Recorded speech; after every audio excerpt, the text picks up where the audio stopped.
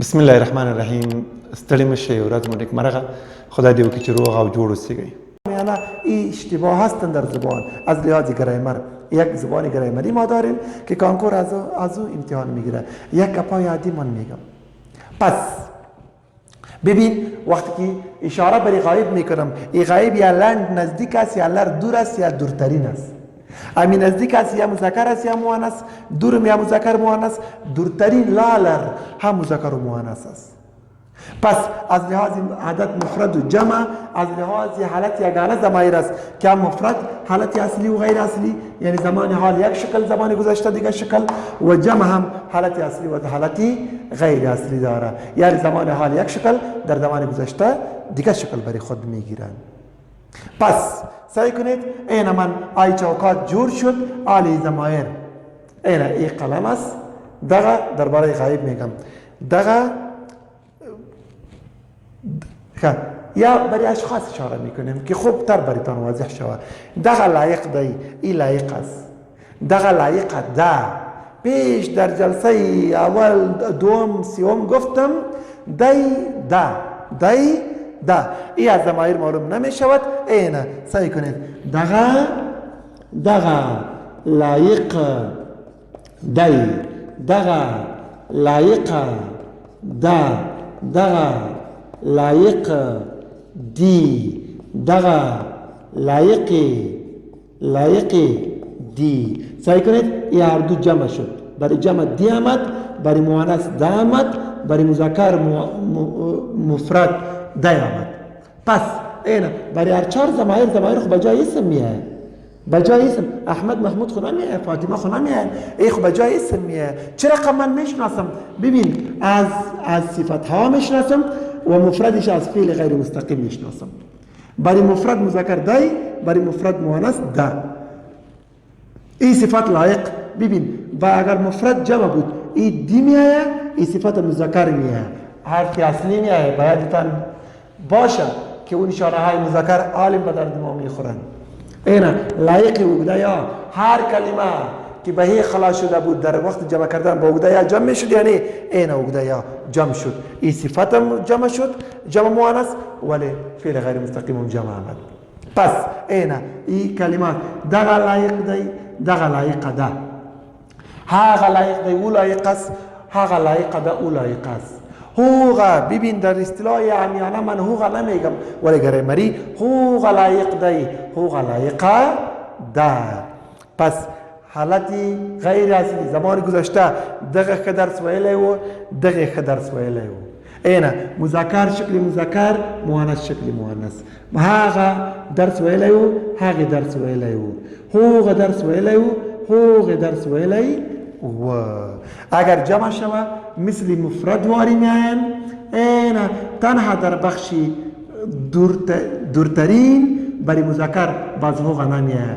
ببین دغه لایق دی، دغه لایق دی، هغه لایق دی، هغه لایق دی. ولی اگر دورترین شود باز بجای هوغا برای مذکر هغه میایه، هغه لایق دی. ولی اگر مؤنث شود باز امی شکل خود میگیره، هوغا لایق دی.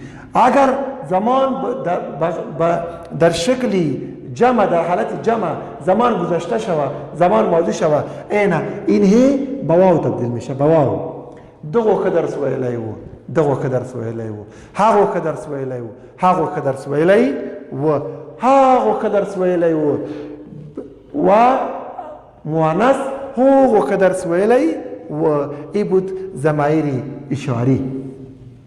میایم به ضمایر استفهامی. ضمایر استفهامی نه از لحاظ دو دانش، یک از لحاظ حالت تغییر میشه و یک از لحاظ جنس، یعنی مذکر و مؤنث تغییر میشه.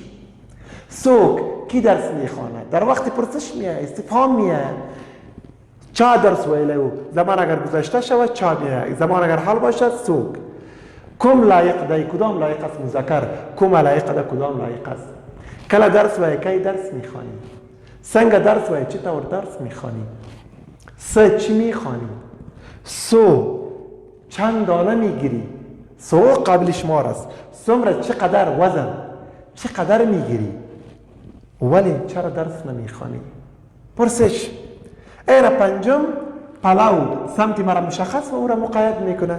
3 دانه است. 3 را در ور، را در ور. اینا ده همیشه در شروع فعل میاد. من یک فعل اضافه میکنیم. زم زم زم. رازم من میایم. درزم طرف تو میایم. ورزم طرف غایب میایم. اینا واخلا واخلا واخلا واخلا. را واخلا برای من بگیر. در واخلا خودت بگیر. و واخلا به غایب بگیر. آن قسم. مبهم. ششم مبهم ضمیر که در جای حالتی مبهم میاد، نامعلوم میاد، نامشخص میاد.